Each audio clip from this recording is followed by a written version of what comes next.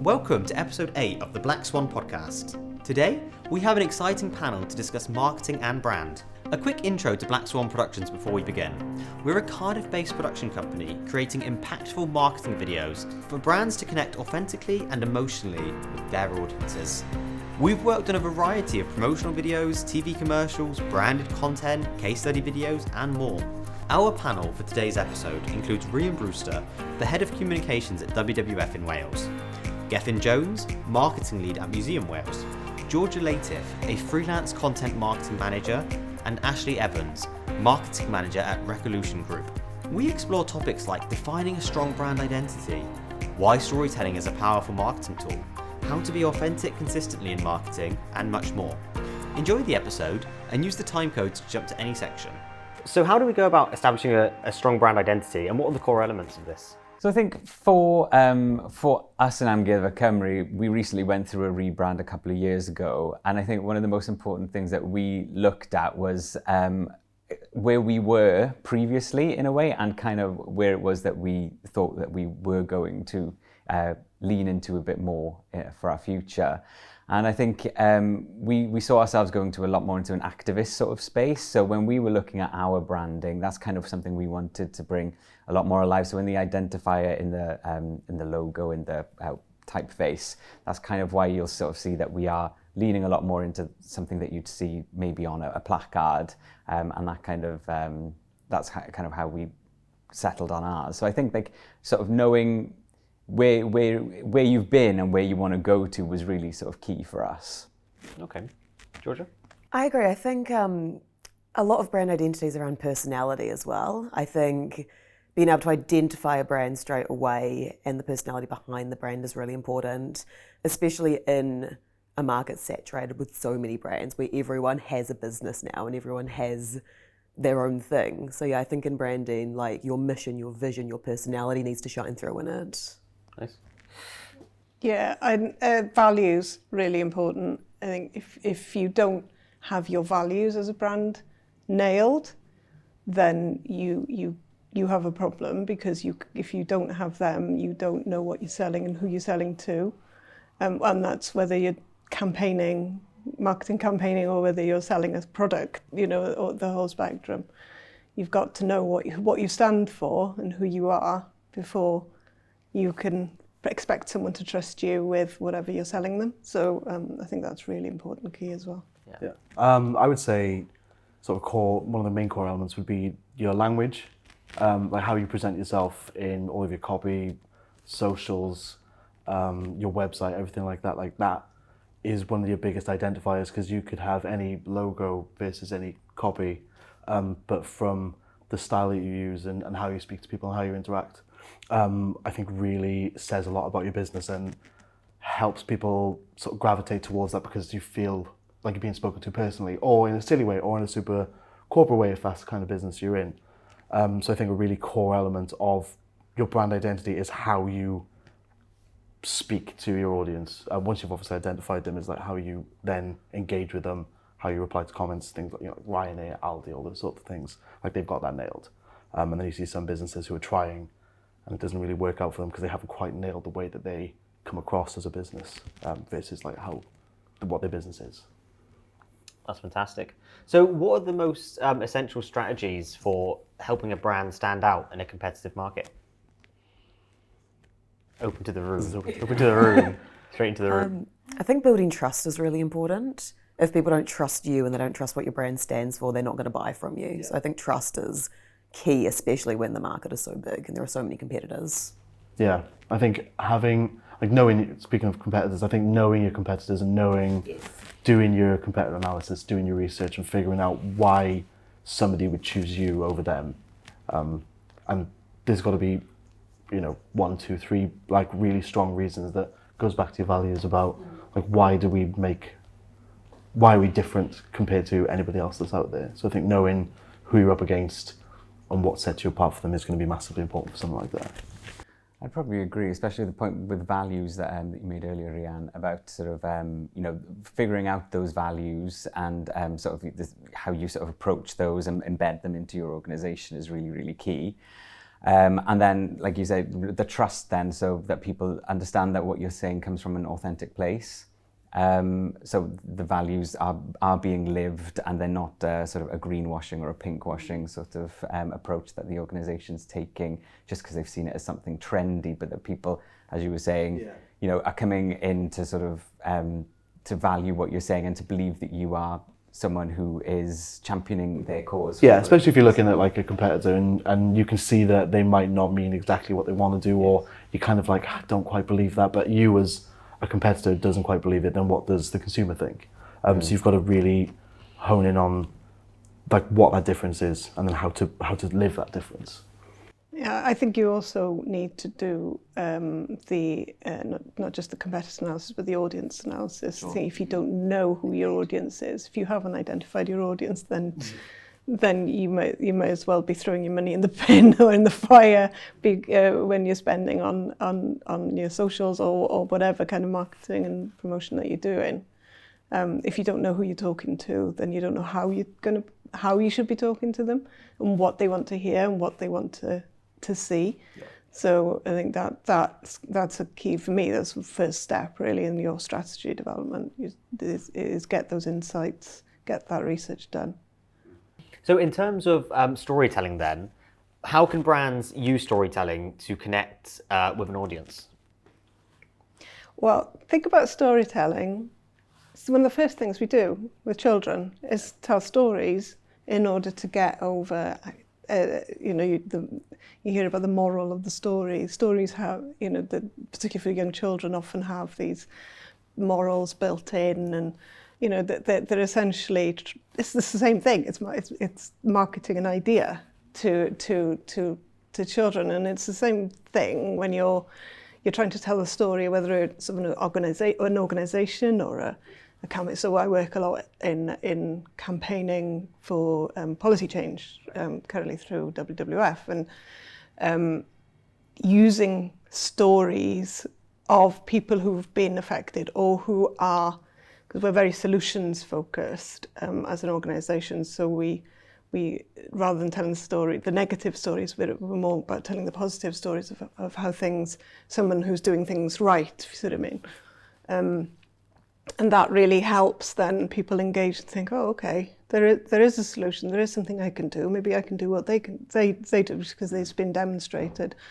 So for me, I think storytelling is absolutely essential. But you've got to pitch it in the right way, but also create a lot of different assets around a story. So it's not just a video, for example. It's that show, don't tell, isn't it? Like you don't want to tell your audience what they need. You want to show them what they need. Yeah. You want to solve their pain points and like be the solution to all the problems. And storytelling is a really effective way to do that. Yeah, I think having like a way that you come across and then being able to, like you said, solutions based. Absolutely, it's not buy this now, is buy this, or it's more of a call to outcome than it is a call to action. You're talking about how we can help, not it's about us and we've been in business for X many years and we've helped this person. It's you have an issue, we know how to solve it, here's your issue, this is how we do it. So I think telling that story and making the solution that you provide the hero in that story is like a really strong way of building like a brand story, especially if you know that in advance. And you can just keep repeating it and you know it inside out, then it just becomes like second nature. And you just know how to push that forward to people. Yeah, it's demonstrative of, I guess, like a leadership mentality as well, isn't it? That sort of show, don't tell, leading from the front.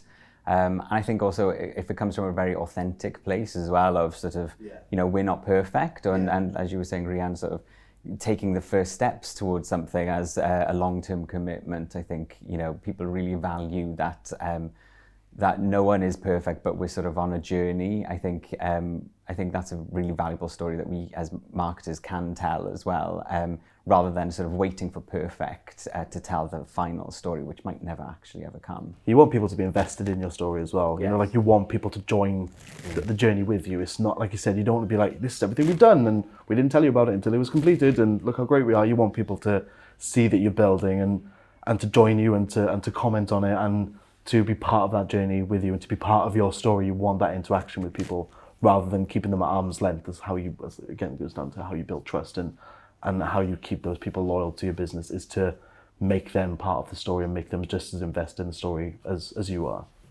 I think it's crucial. So what role does emotional connection play in successful marketing campaigns?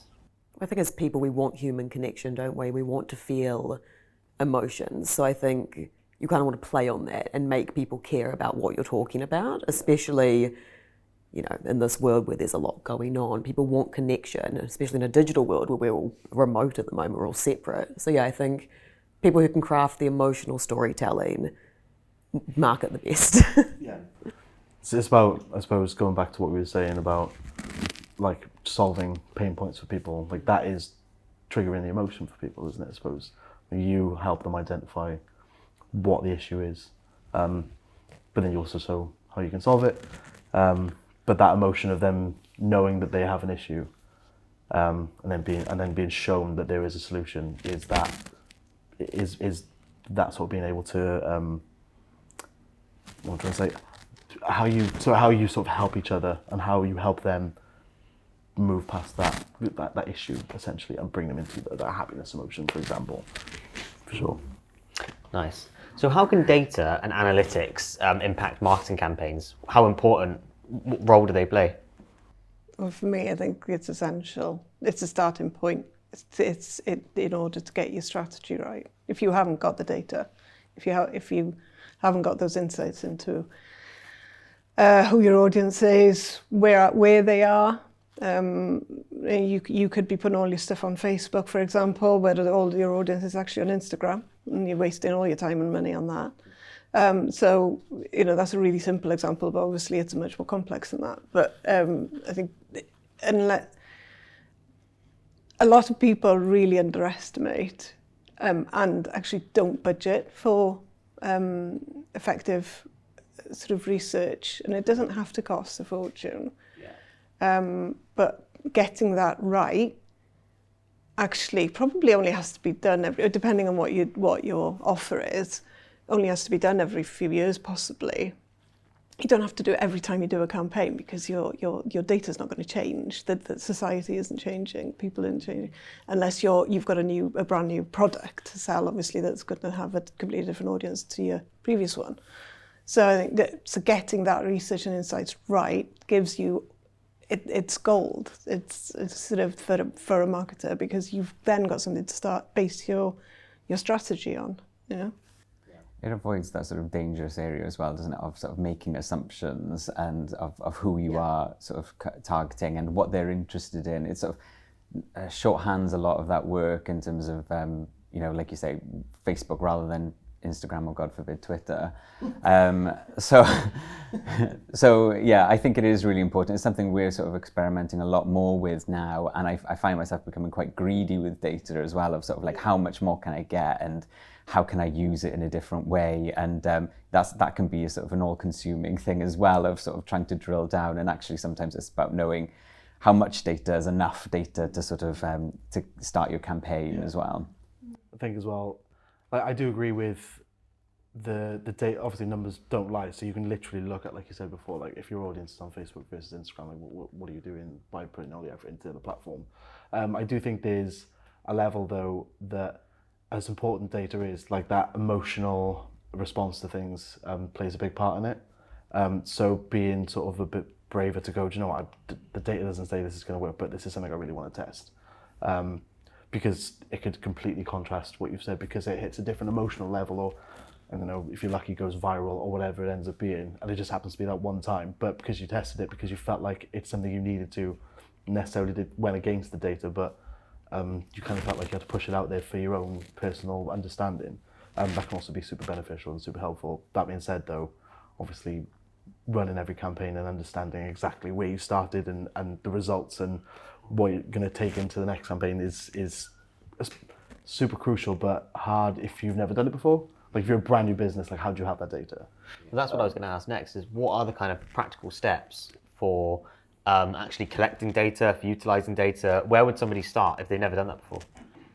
Well, what you just said around that is part of your research, isn't it? Yeah, because you're testing, and if you've got that, you can do and we do this sometimes. We do kind of tests on different messaging for one campaign, but you target it. So you put a little bit of money behind some paid ads on one message and the other, and test it with different audiences.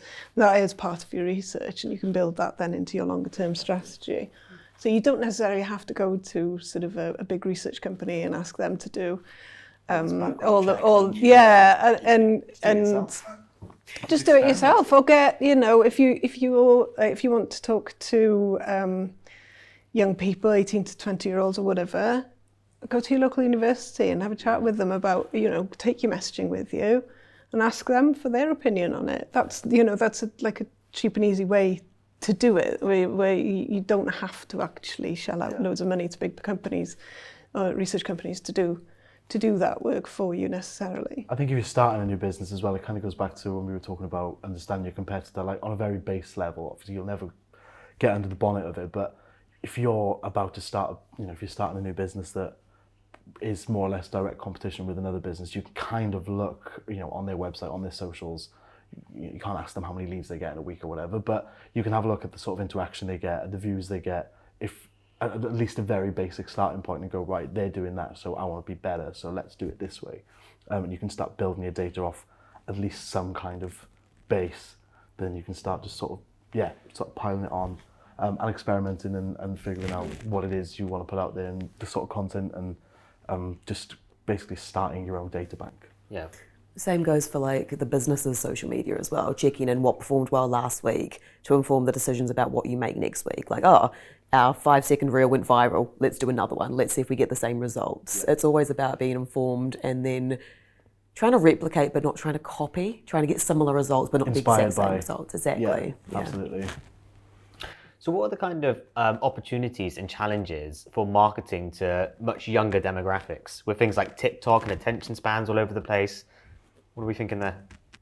Once again, knowing your audience and understanding, like, are my audience young? Are they on TikTok? So should the business be on TikTok? If your audience is 50, maybe TikTok isn't the right business for you to get into.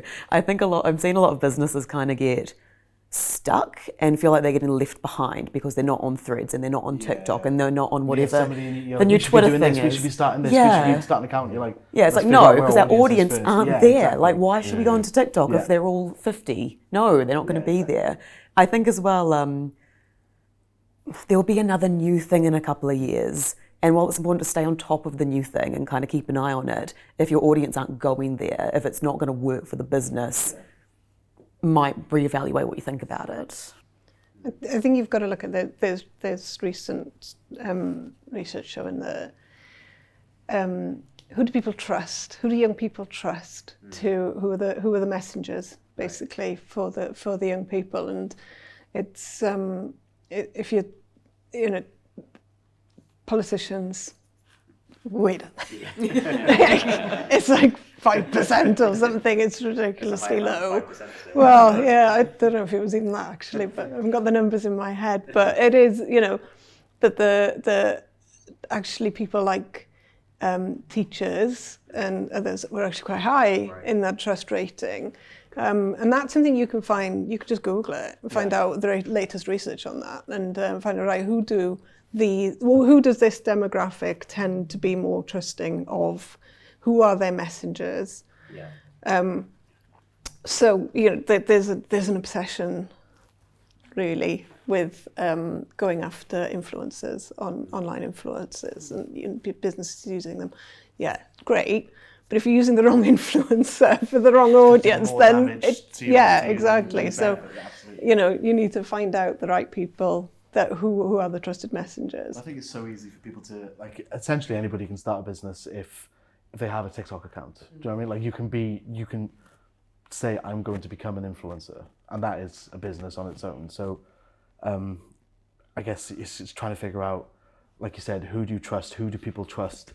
As much as they engage with these accounts, like, do they trust these people more than they trust other people because they're in front of them a lot more? Like, that's probably the reason why. But then also you have to make sure going back to your values, You have to make sure that influencer lines up Yeah, with your absolutely. value, your brand values. Otherwise, It's pointless just going for an influencer because they have the audience, but they go against it actually could, what you actually stand for. Yeah, Yeah. absolutely. So it's trying to find that balance. Yeah. Absolutely.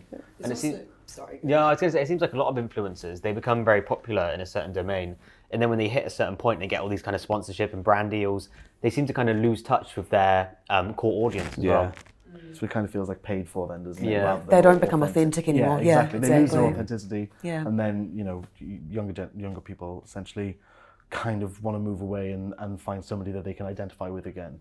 I think that's why there's such a relatively high turnover of influencers to a certain extent, because they lose that authenticity. We're seeing a shift as well away from like user-generated content from influencers to employee-generated content, where people are trusting the employees that actually work at the brand now more than an influencer who doesn't work there, might not share the same values like you said, and doesn't align with the brand. Yeah, and you put in a face to your brand's name essentially. So it's cheaper and easier to do because you don't have to pay out an influencer on top of that. So from a monetary perspective, it's a lot easier. It's more convenient. If you know somebody's confident enough to do it, then they will do it. But it means that your brand is just generating its own marketing, its own video, its own brand identity essentially. And then that sort of goes back to being, if on TikTok with attention spans and things like that, like you can then go, well, we need to put a 5-second video out because this is what we want to talk about, and it's a TikTok video. And that's how you engage with that younger audience. It's a very hungry platform, though, isn't it? TikTok especially, and I think when you compare it with when you combine it with everything else, and everything needs its own sort of individual strategy. It's its own time. Yeah, exactly. Absolutely. So it's kind of like for some businesses, they might not need that young audience all the time. It might not be one that they're constantly talking to. So is it then the question of, well, do we go that route? How consistent? How can we? Can we do it consistently and in a way that benefits us rather than being harmed by the alleged algorithm, being harmed by it for not posting enough? If you half-arse it, you're like, well, we're putting content out there, but it's not reaching. It's not the result we want, but we can't be consistent enough because the audience aren't always there. So how do you find that balance without having like a 20-person marketing team? Just testing, isn't Yeah, it? You've got to absolutely. try things, and if they work, yes. If they don't, go back to the drawing board, try again. For sure. Partnerships work really well in that respect. If you're not constantly in a space or with that audience, then actually getting some partners who align with your values and your they're a good fit for you.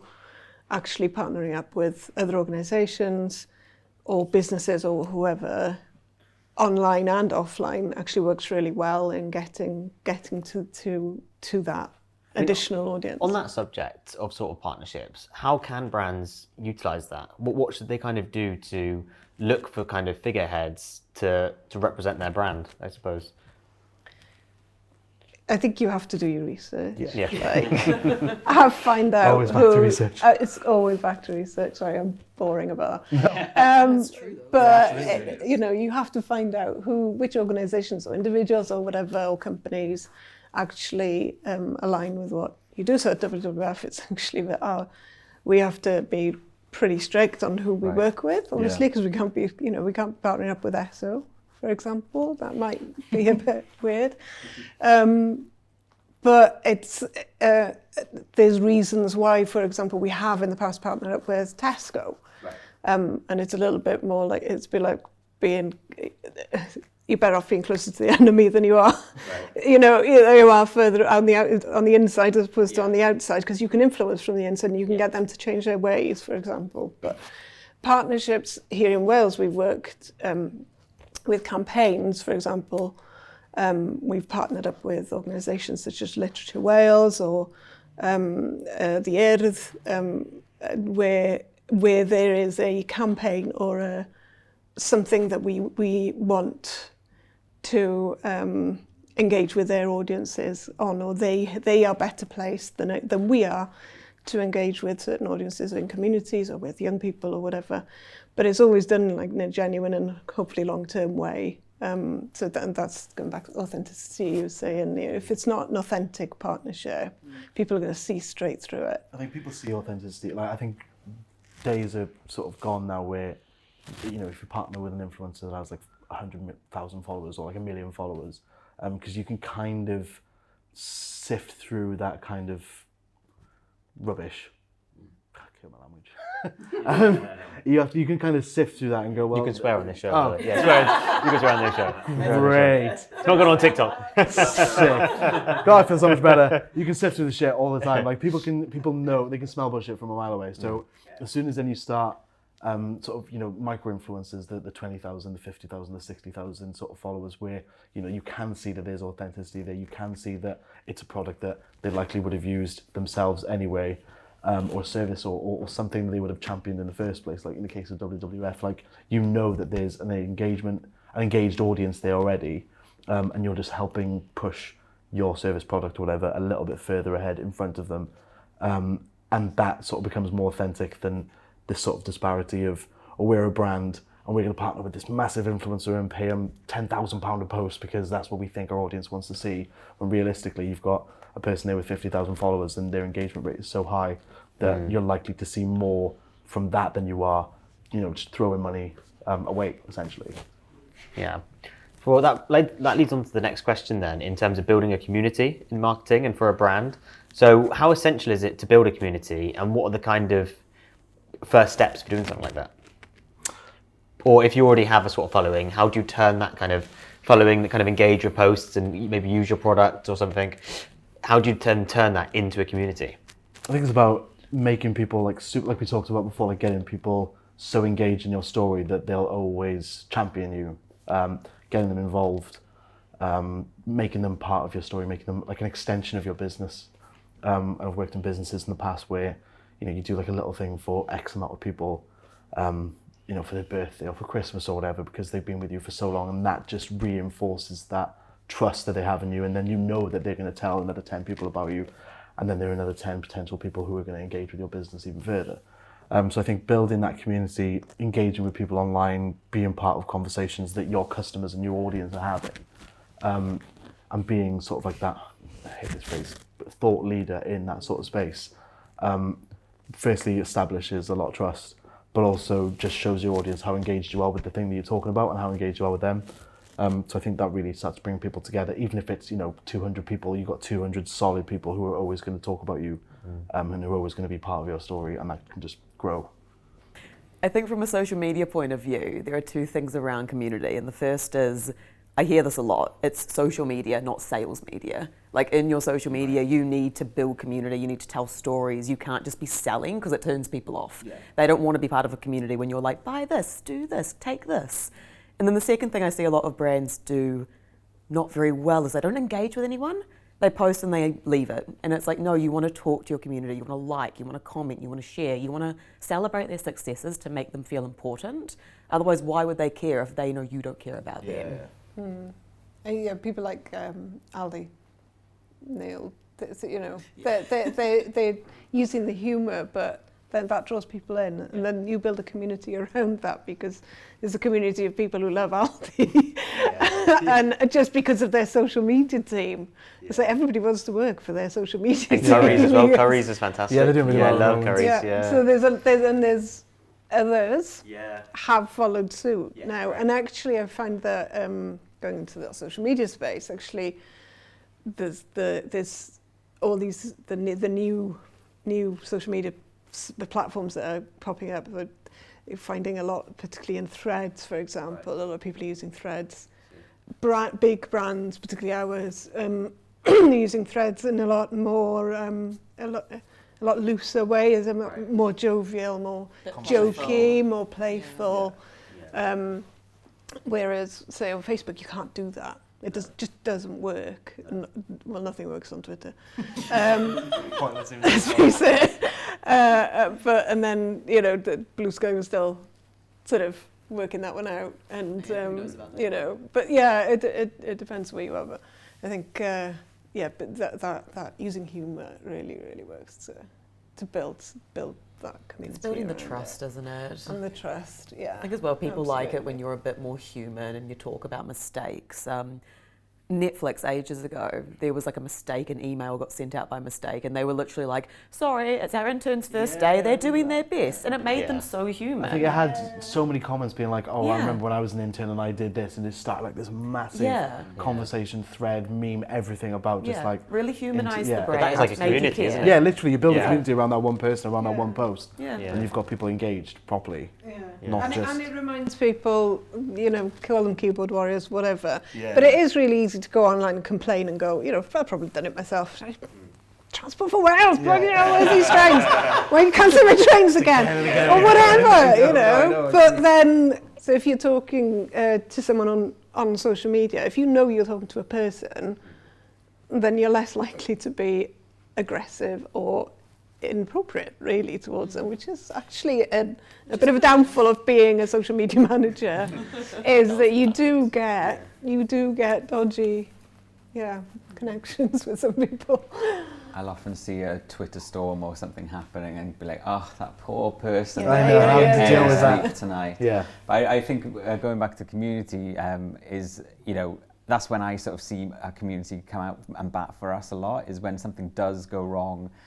We had the far right on our tail a couple of years ago, and they pop up every now and then, which is nice. Just keep it on your toes. We'll have people who tend to sort of visit a bricks and mortar building, and that's how they show that they're part of the community. But when the trolling happens every now and then, they'll really come to bat for us and defend us on our behalf. And you know, that's when it's just like, oh. That's an amazing thing where the bricks and mortar and the digital world sort of come together, and we've obviously shown a really good experience and value to these people, that they are taking time out of their Thursday night, to sort of have a go at some Reform MPs or something on our behalf, you know. So it's really sort of humbling, and I think that strong visitor experience for us is what sort of translates into that sort of community sort of engagement, really. That reminds me, actually, because that happened with Mabara and LI when they basically were explaining what they did and why they saved people who were crossing the channel in small boats, and actually, and the thing people remember, they got flack for it, but they got a hell of a lot more support for it than they got flack for it, and they got a lot of money out of it as well. You're always going to have those detractors as well, like, no matter what you do or what you do, say out loud, you're always going to have those people who can't wait to jump on something and complain. But then it's all, like, for both of you, like, you know there's going to be people there to fight your corner, and you go, cool, we can be part of this conversation, but we know we've got a huge community around us, and more coming in that are going to help us fight that. And the fact that people are there, you know, from both sides of the perspective, both there, discussing this under your brand, is an interesting thing as well, isn't it? Like, people are there discussing politics under RNLI. So I guess, you know, they kind of get all of this kind of, the whole nation discussing a certain topic just under their brand. So I guess maybe that's good for them as well. I don't know. I think it is, as long as you deal with it, right? You've got to be on it and how you handle it. But don't. No, what we find quite often is that you're better off not engaging with the negativity unless it's a direct question to us that we need to answer, because, and as you said, quite often actually the community around us answers the question for us, or if it's a negative, someone goes in and says, well, actually, no, that's false, this is the right, you know, and you've built that community, and they're there to support you, and they're actually there under your brand, really getting your message out there without you having to do it, you know. So that's and that's the power of that social media community, actually, on the positive side. So we've spoken a lot, I suppose, about things that all kind of come back to authenticity. So perhaps the opposite to this, AI. What impact is AI having on marketing, on brands?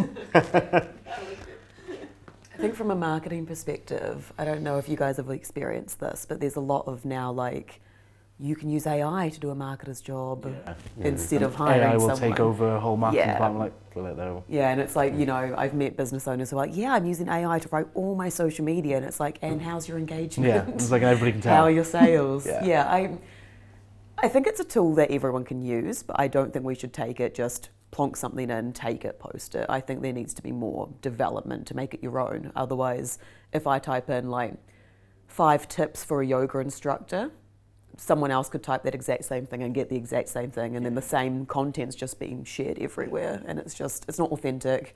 Takes away from the brand voice, takes away from the personalized content. Yeah, as much as you can, say, oh, I want to write a post that sounds like this and this is our brand tone of voice, just copying and pasting that, it just isn't enough. Like, one, it stinks of AI. Like, immediately, every LinkedIn post, every Facebook post, it's got a rocket emoji and all the rest of it. Well, it always says a rocket emoji it always says, all the time. It always says in today's digital age. In today's ever-changing landscape, like, mate, Lord, stop. Always delves as well. Yeah, delves. We delve into this topic. I'm like, no, like I don't want to. And you can also see, like, they just haven't removed the Zs from the American words. I'm like, right, immediately. That's like, do you know what I mean? So do, like, great, use it. Productivity is great for, automating stuff. I get that. And if you're going to use it for content creation, makes sense. But don't let that be like the end of your content creation. Yeah, the beginning of it. Yeah, that's the very start. Get some information, get some points, get a starting point. But then build on that. Don't just be like, yeah, copy, paste, done. Because it's just going to, like, going back to authenticity, it is just going to show that there is nothing authentic about what you're saying. It's just a copy and paste job. Goes against everything that your brand probably stands for as well in that sense.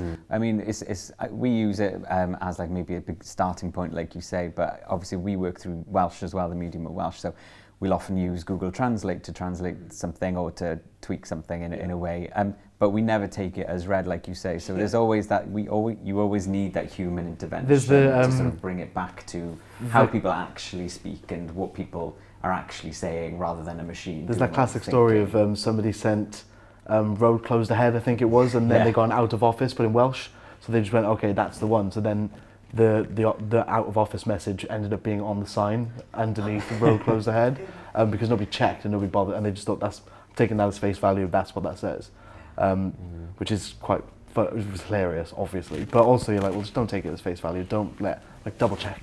Do you know what I mean? Yeah, but back to authenticity. But tell people, if you have used AI, tell people you've used AI.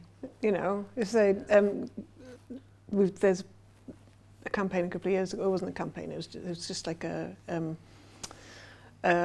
project that was using artists using AI to produce images of what the world could be like if this happened.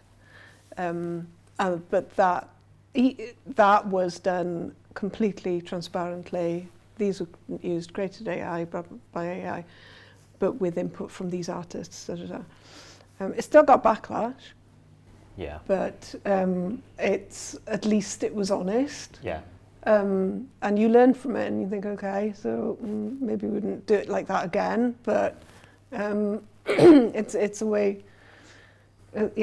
As long as you're not lying about it. And that I mean, AI is really scary. It does really scare the shit out of me in future, to be honest. Particularly in the political world, I think it's really, really scary what nefarious people might do. They've got like the Tesla robots and stuff now. Yes. Like actual robots, like human-sized robots. They're there cooking food. It's and so I'm thinking, unsettling. iRobot, isn't it? Yeah, iRobot's a great film. Terminator's coming. I was at Aberystwyth over the weekend, and I was in the arcade on the pier. There was just like this little robot knocking around with like shelves. And it had like a screen being like, how can I help? I was like, you can't, leave me alone, please. I was like, really? It was really like unsettling. I was like, I don't need that. I'm good, thank you. Like, it's fine. So there is that, like, and also I was like, I want that human element of it. You want human connection. Yeah, absolutely. You want that authenticity, not just like the square box rolling around. Asking if I want a drink. Which is cool. Gross. So what's the most underrated sort of tactic or strategy in marketing that people don't tend to use? I think, what you talked about earlier about like employee-generated content, using the people within your business to champion your business. Like they're just as invested in a business as the owner is, and they are literally the people that know all about it because they work it every single day. So why aren't you using them to create your content, to put your message out there, to put your story out there? Not to detract from like a freelancer or a content creator, and they can definitely be part of that process. But getting people who already believe in your business because they work it and they live it and breathe it every day to then talk about it across your socials it's free essentially, you know, and it gives loads of perspectives on one thing or a couple of different things. People have their specialisms, so they really passionately talk about it. But also it puts a face to your brand, and it puts personality behind your brand. So you're establishing authenticity at the same time. So you're doing all these things that we've spoken about, purely by putting your employees in front of a camera, not in such a harsh way, but there's a certain way of doing it, isn't there? there? Because sometimes you see it and it looks like someone's kind of got a gun to their head, and they've got, this is the best company ever. Yeah, it's just like, please, I never want to leave here, and you're like, well, okay, calm down, man. There's a certain way of doing it, isn't there? Yeah, definitely. Like, it has to be authentic, and you can't force anybody to do it, but there's going to be a handful, you know, if you work in a business of 60, 70 people, there's going to be 5, 6, 7 people who feel really comfortable talking on camera, or feel comfortable, you know, jumping on these TikTok trends and that. And they're there, like they're in work 8 hours a day, like use them, because you can, and they want to, and they're confident about stuff, and it just builds that sort of trust between you and your audience. I would agree with you 100%. I mean, as a visitor attraction, we sort of heavily rely on our sort of gallery assistants, mainly our visitor experience assistants, and they're probably the most, they're extremely knowledgeable about all the collections and the museum and the gallery. They know the area, the history, the site really, really well.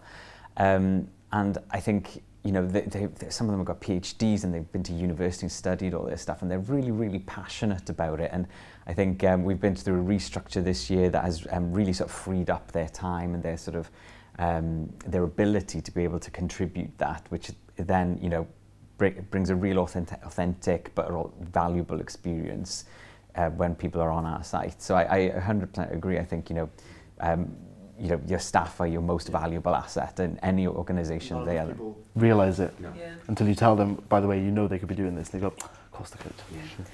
I think along a similar vein as well, it's also using customer testimonials. I think people are a bit like, oh, it's old and it's boring, but there are fun ways you can do it and incorporate in those messages, because it's the customer experience that counts at the end of the day. Yeah. So if they've got really nice positive things to say, why aren't we shouting about that? Yeah. I'm going to bring it back quite local.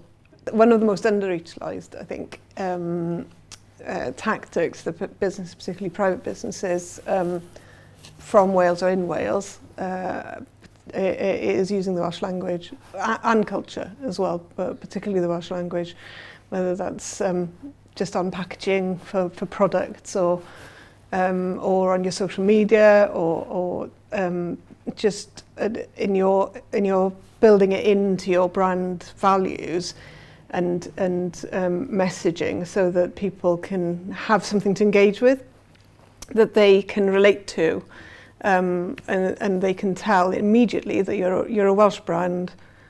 Therefore, there is research, recent research out there that shows, in particularly young people, are more likely to buy a product or engage with a service if it's got Welsh. They can see it's got Welsh language on it, or they can see that the organisation operates bilingually, or and respects the language and culture of the nation, really. So I don't think, particularly in the private sector, that that's utilised enough at all, really. I think that's especially true of sort of like tourism industry, sort of hotels and stuff like that don't tend to. I mean, when I go on holiday, you know, to Italy, I don't tend to go to McDonald's where I know the menu will be all in English. I tend to go somewhere that's a bit more authentic and more real. So I think, you know, you're right. This is this kind of like unwritten rule that maybe we're a little bit more blind to in this country, perhaps, but you know, we use it in a lot of the stuff that we do, and it works really well and fairly seamlessly. There was the conversation at the beginning when we changed to Amgueddfa Cymru from National Museum Wales and Amgueddfa Cymru, and we were worried whether people would be able to sort of, or there was a concern that people would be able to say Amgueddfa, and it's a journey, you know, but we're on that journey with visitors, and you know, people learn how to say these difficult words, you know, Schwarzenegger being one, you know, so people very quickly sort of teach themselves how to say these things when they need to. I think it helps a lot as well when you see like larger businesses, when they're in Wales, make the effort to put Welsh behind the sort of things that they say. on a very basic level, you know, the front of the shop says Crochet. Like, it doesn't have to, but they know that their audience is going to engage that little bit more with that. And like we spoke about earlier, like seeing a product that might be a little bit more expensive, but speaks Welsh and has that sort of authentic, like it speaks to you a lot more, that authenticity. You know that you're more likely to gravitate towards that because you identify with it a lot more than you would a brand that had tried. Yeah, it's similar in New Zealand where the Indigenous people, the Māori people, like that language is getting incorporated back into New Zealand society a lot. And like I, for one, think they should change New Zealand's name back to Aotearoa, which means Land of the Long White Cloud, because it's more authentic and it sounds a lot nicer than New Zealand, to be honest. But I think there's also trying to approach that incorporation in a way that's really authentic and that's not cultural appropriation, like being really careful and making sure you've got, like in Wales, Welsh-speaking people leading it, and not just like the Google Translate and the stuff like that. You've got to make sure it's done right and it's done with respect, definitely. So how do you measure success for a marketing campaign outside of things like ROI and engagement? I would say that seeing the response from people, like that emotional response, like you might not have had an insanely lucrative ROI. It might not have gone quite the way you want in terms of this campaign has resulted in this much money, but seeing a conversation start around your campaign, seeing people really engage with it, going back to building that community, like as much as ROI and numbers, you know, kind of are the be all end all, which I understand a lot of people think that way, but you know, maybe you've lost out a little bit on that, be like, do you know what, we've started a really good conversation here, or we've gained a lot of new like champions of our business because of the things that we talked about. They might not have bought, or they might not have, you know, converted necessarily in the way that we set out that we wanted to. Like that was our conversion goal, was to get them to buy, but they've absolutely become a lot more engaged in what we're saying. I think that's a really strong way to measure outside of the sort of data side of things, is how successful a campaign has really been. I agree. I think people often confuse marketing and sales. At the end of the day, marketing isn't always about making sales. It's about raising the brand's awareness. It's about getting people into the community, getting people talking about the brand, getting people to like recognise the brand. Like, oh, what's that? It's like, no, I've seen that, seen the campaign, I know what that is. Yeah. So sometimes sales, just because you don't make sales, it doesn't mean it's done badly.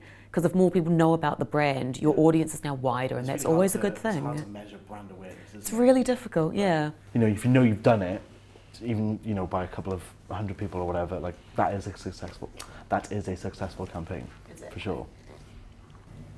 So, who's everyone's favourite marketer or brand expert, and what's everyone's favourite brand? So we'll start over here with Gethin. I've got an expert in mind. I really like Mark Ritson. I just like how just sort of no bullshit he is. I don't necessarily agree with everything he does say, but I just like how plainly he speaks. Favourite brand? Oh gosh. You can't say the museum. Brilliant. Oh gosh, you're gonna come back. I do really like National Trust as a sort of organisation that we sort of partner with for various different reasons. Yeah. Goodness, I don't want to say her name wrong, but there's a Cardiff-based young woman called Jessie Hewitt, I believe. She's a really good marketer, and she's made a name for herself just in terms of like getting into all the Cardiff food and drink scenes. So Six by Nico, Giovanni's. Jessie Hallett. There we go, Jessie Hallett. Thank you. Yeah, that's good. No, be crazy. Yeah. But yeah, I really admire her because like she's also gone on this journey of self-discovery in terms of becoming sober and how that's affected her career as a marketer. And I think, once again, the personality, it is important to kind of share parts of yourself with the people, your community. Yeah, so I think she does a really lovely job of doing that. And she's targeting like a more younger audience as well. Favourite brand? Oh dear. You know, something has to be said for Nike, or Nike as you guys say over here. It's so simplistic, everyone recognises it, and they've built that brand up to the point where it's like, you see it, everyone knows what it is. So I think sometimes you've got to give credit to the brands that have managed to do that. Like, everyone knows who it is. So, yeah. Yeah, so I'm not a big follower of people as such, and kind of the same with bands. I don't follow one band, like lots of different music. As far as someone who's inspired me, a lady who's inspired me, is a lady called Claire Ferreira, who started after having a particularly difficult time losing a job because of redundancy and really struggling with imposter syndrome, etc. Actually started a small group on Facebook for mums working in marketing called Mums in Marketing, and that was during COVID, I believe. And I joined the group, found it by accident, and then that was that. And she's built that into a membership organisation now within 5 years, and she's actually goes around talking to conferences and stuff. But it's a great example of building this, of finding a community that needs each other and building that community online through Facebook. But now it's expanded further, and she's particularly strong.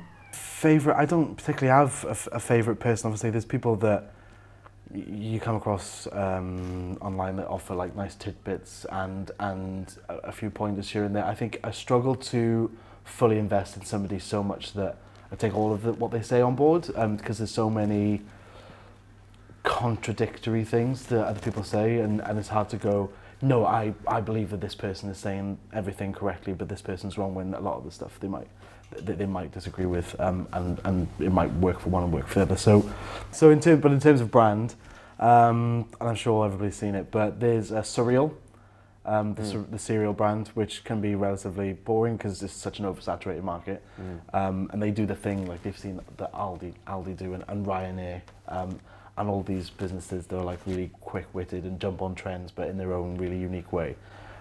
So I don't literally click follow. I don't actually follow them, but I see them all the time, and I'm always like, this is great, this is engaging. Like, I will click through a 50-slide PDF that they've put up because I know it's just going to be funny and informative, and they're doing things sort of like out of the box, and they really do, like, they push that boundary, and I'm always, you look at it like, I wish I could do that. I wish I had a product I could do that with, and it's not always the case, and they're super like bold in it, and they're super out there, and which I really admire. I really like. I don't think there's enough businesses doing that at the moment, so I think it really is something to really be looked at in that.